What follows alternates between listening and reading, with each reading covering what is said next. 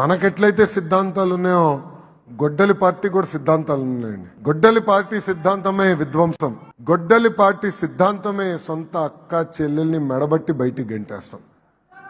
ఇది ప్రజల్లోకి తీసుకెళ్ళాలి. గొడ్డలి పార్టీ సిద్ధాంతమే సొంత బాబాయిని చంపేసి ఆ నెపం మన పైన వేస్తాం. ఇది ప్రజల్లోకి తీసుకెళ్ళాలి. ఎందుకంటే ప్రజలు కూడా మర్చిపోవచ్చు. మనం చూసాం, ఒక అమర్నాథ్ గౌడ్ అన్న పిల్లడు నెట్టు చంపేస్తారు. వాళ్ళ అక్కని వైకాపా నాయకుడు పిల్లలు ఏడిపిస్తున్నారని పెద్దలకి వెళ్ళి అమర్నాథ్ గౌడ్ కంప్లైంట్ చేస్తే అదే అమర్నాథ్ గౌడ్ ని చెతగొట్టి అతను చదువుతున్న పుస్తకాల నుంచి కాగితాలు చింపి నోట్లో కుక్కేసి కెరోసిన్ పోసి మరి తగలబెట్టేశారు. ఏ పిల్లలైతే ఆ అబ్బాయిని చంపారో వాళ్ళు ఊరిలోకి వస్తే పెద్ద ఊరేగింపుగా ఇంటికి తీసుకెళ్లారు. ప్రజలకు వివరించాలి, చెప్పాల్సిన బాధ్యత ఇక్కడున్న మనందరి పైన ఉంది. ఫేక్ ప్రచారం కూడా అద్భుతంగా చేస్తారండి. ఆ సైకో వ్యక్తి నరనరాలో ఉంది ఫేక్ ప్రచారం.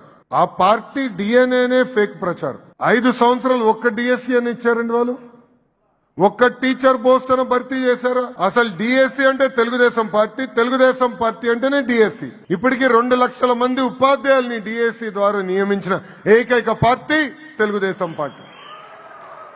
నేను విద్యాశాఖ మార్చులైనప్పుడు నేను ఛాలెంజ్ గా తీసుకున్నా, ఒక్క కేసు పడిన పర్వాలేదు, ఎక్కడ స్టే రాకూడదు, డిఎస్సీ అద్భుతంగా నిర్వహించాలని. ప్రత్యేకంగా వర్టికల్ హారిజాంటల్ రిజర్వేషన్ అని చాలా కాంప్లికేటెడ్ సిస్టమ్ ఉన్నా కూడా 150 రోజుల్లో 150 కేసులు వేశారండి డిఎస్సీ పైన. ఎక్కడ కోర్టు డిఎస్సీని ఆపలేదు. ఏకంగా వాళ్ళు వేసిన కేసుల్లో 30% పక్కన పడేసింది కోర్టు. అది మనకున్న చిత్తశుద్ధి. ఈ రోజు నా పైన ఆరోపణలు చేస్తున్నారు. ఎస్, నేను ఛాలెంజ్ చేస్తున్నా జగన్ ని. టైం డేట్ నువ్వు ఫిక్స్ చేయి, నేను వస్తా చర్చకి, నువ్వు సిద్ధమా అని అడుగుతున్నా. అరే భయపడే బ్యాచ్ మాది కాదురా భయ్. దొంగ పేపర్ దొంగ ఛానల్ పెట్టుకుని నేను తిరగట్లా, రైట్ రాయల్ గారు తిరుగుతున్నా. మీలాగా దొంగ బతుకు మాది కాదు. ఏమని ఉంటే స్ట్రైట్ గా మేము మాట్లాడతాం. రా, డిఎస్సీ పైన డిస్కస్ చేద్దాం, గ్రూపుల పైన మీరు చేసింది డిస్కస్ చేద్దాం, లిక్కర్ లో ఎవరెంత డబ్బులు దొబ్బేశారో కూడా దానిపైన డిస్కస్ చేద్దాం. టైం డేట్ మీరు ఇవ్వండి. ఈ లోకేష్ మటుకు సిద్ధంగా ఉన్నాడు. ఇంతేకాకుండా కొంతమంది కొన్ని రోగాలు ఉంటాయండి. ఆ సైకోకు ఒక రోగం ఉంది, దాని పేరే సిసిడి.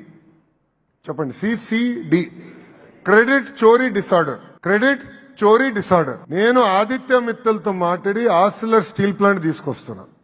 బయటకు వచ్చింది. అప్పుడు ఈ మహానుభావుడు ప్రెస్ మీట్ పెట్టి రాదు, ఒరిస్సాకి వెళ్ళిపోతుంది, ఎవడు చెప్పాడు వస్తుందని అన్నాడు. ఎప్పుడైతే శంకుస్థాపన చేశామో ఇట్లన్నీ నేను తీసుకొచ్చాను కదా, నేను వాళ్ళతో మాట్లాడా కదా, మా ముత్తాత వాళ్ళ ముత్తాతకు పరిచయం ఉంది, ఆత్మలు మాట్లాడుకున్నారు, తీసుకొస్తున్నామంటాడు. ఇంకా కొన్ని సంవత్సరాలు పోతే ఆగస్ట్ 15 వచ్చినప్పుడు అంటాడు, మా ముత్తాతనే భారతదేశానికి స్వాతంత్రం తీసుకొచ్చాడు అంటాడు. ఎంత అన్యాయం అండి. గూగుల్ తీసుకొస్తే ఆయన తీసుకొచ్చాడంట. రాయల్ ఎన్ఫీల్డ్ తీసుకొస్తే నేను చిన్నప్పుడు రాయల్ ఎన్ఫీల్డ్ నడిపాను కనుక రాయల్ ఎన్ఫీల్డ్ నేనే తీసుకొచ్చానంటాడు. సో ప్రజల్లోకి చెప్పాల్సిన బాధ్యత మనందరిపైన ఉందండి. లేదంటే అబద్ధాలు 1కి 10 సార్లు చెప్పి నిజం చేసానికి ప్రయత్నిస్తారు. భోగాపురం గురించి కూడా మాట్లాడాలి. ఆ రోజు భూసేకరణ చేసింది మనం, పనులు ప్రారంభించింది మనం. ఇప్పుడు వచ్చి ఆయన ఏదో పీకినట్టు చెప్తున్నాడు. అరే మళ్ళీ 5 సంవత్సరాలు ఏం చేసావు భయ్? 5 సంవత్సరాలు ఎందుకు పూర్తి చేయాలా? పట్టించుకోవాలా? ఏకంగా జిఎంఆర్ వాళ్ళకి ఇచ్చిన భూముల్లో 500 ఎకరాలు ఈయన లాక్కుని వేరేళ్ళకి ఇవ్వాలని ప్రయత్నించాడు, వాళ్ళ సొంత వ్యక్తులకి ఇవ్వాలని ప్రయత్నించాడు. ఈరోజు తిరిగా భూములు ఇచ్చాం కనుకనే ఎయిర్పోర్ట్ పూర్తయింది, ఎంఆర్ఓ పూర్తయింది. 1వ తారీఖు నాడు మన ప్రధానమంత్రి నరేంద్ర మోడీ గారి చేతుల మీదుగా భారతదేశానికి భోగాపురం అని ఏకంగా అంకితం చేస్తుంది. ఒక చిత్తశుద్ధి ఉంది మనకి. ఇది ప్రజలు చెప్పాల్సిన బాధ్యత ఇక్కడున్న కార్యకర్తలందరిపైన ఉందని తెలియజేసుకుంటున్నా. ఇంకో విషయం, ప్రభుత్వం కొనసాగింపు అనేది చాలా చాలా అవసరం. ఇక్కడున్న ప్రతి కార్యకర్త ఇది గుర్తుపెట్టుకోవాలి. ఈరోజు మీరు చూడండి, గుజరాత్ లో ఒకే పార్టీకి చెందిన ప్రభుత్వం నేరుగా వచ్చేగల ఎంత అద్భుతంగా అభివృద్ధి చెందుతుంది. పెట్టుబడులు వస్తున్నాయి, పిల్లలకు అద్భుతంగా ఉద్యోగాలు వస్తున్నాయి. మొన్నటి వరకు మనం చూసాం ఒరిస్సాలో కూడా ఒకే పార్టీ ఉండే, వాళ్ళు కూడా మనకన్నా అద్భుతంగా అభివృద్ధి చేసుకుని ముందుకు వెళ్ళే పరిస్థితి మనందరం చూసాం. మనం అంటే తెలుగుదేశం పార్టీ ఒక పెద్ద కుటుంబం. ఆ కుటుంబం కాస్త ఇంకొంచెం పెద్దగా అయింది. ఎందుకంటే తెలుగుదేశం పార్టీ, జనసేన, భారతీయ జనతా పార్టీ ముగ్గురం కలిసికట్టుగా ఈరోజు పనిచేస్తాం జరుగుతుంది. మా అందరికీ చిత్తశుద్ధి ఉంది. మా అందరికీ క్లారిటీ ఉంది. బూత్ స్థాయికి కూడా అదే క్లారిటీ చాలా చాలా అవసరం. నేను ఒక ఇండియా టుడే కాన్క్లేవ్ వేయలే. దాంట్లో యాంకర్ మాట్లాడుతూ 29 ఎన్నికలు మీరు కలిసే పోటీ చేస్తారా అని అడిగాడు. నీకెందుకు డౌట్ ఉంది? 100% నేను కలిసే పోటీ చేస్తున్నాను. మీరందరూ చప్పట్లు కొట్టారు. ప్రోగ్రామ్ అయిన తర్వాత పవన్ అన్న నాకు ఫోన్ చేశాడు. ఫోన్ చేసి, అరే మనం 3 టర్మ్లు కనీసం 3 టర్మ్లు అంటే నువ్వు 1 టర్మ్ ఎందుకు చెప్పారా అన్నాడు. కరెక్టే అన్నా, 3 టర్మ్లు కలిసికట్టుగా మనం పోటీ చేస్తున్నాం, దాంట్లో ఎలాంటి డౌటే లేదని చెప్తాను నేను. ఇది అందరం గుర్తుపెట్టుకోవాలి.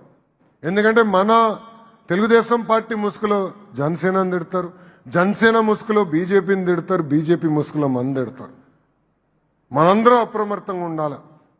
ఏ ఐక్యత అయితే ఢిల్లీలో పనిచేస్తున్నాం, అమరావతిలో పనిచేస్తున్నాం, అదే ఐక్యతతో గల్లీలో కూడా మనం కలిసికట్టుగా పనిచేయాలని ఈ సభాముఖ కార్యకర్తలందరికీ నేను పిలిపిస్తున్నా. ప్రభుత్వం కొనసాగింపు అనేది చాలా చాలా అవసరం. అభివృద్ధి చెందాలన్నా, మనం పైకి రావాలన్నా ఒకే ప్రభుత్వం కొనసాగింపు అవసరం. ఎన్డీఏ అనేది చాలా అవసరం. కేంద్రంలో ఎన్డీఏ, రాష్ట్రంలో ఎన్డీఏ ఉంది కనుకనే డబుల్ ఇంజిన్ సర్కార్ నడుస్తుంది. మన కోరిన అన్ని కోరికలు ఈరోజు పద్ధతి ప్రకారం ప్రధానమంత్రి శ్రీ నరేంద్ర మోడీ గారు తీర్చుకుంటూ వస్తున్నారు. ఇది మనందరం గుర్తుపెట్టుకోవాల్సిన అవసరం ఉంది.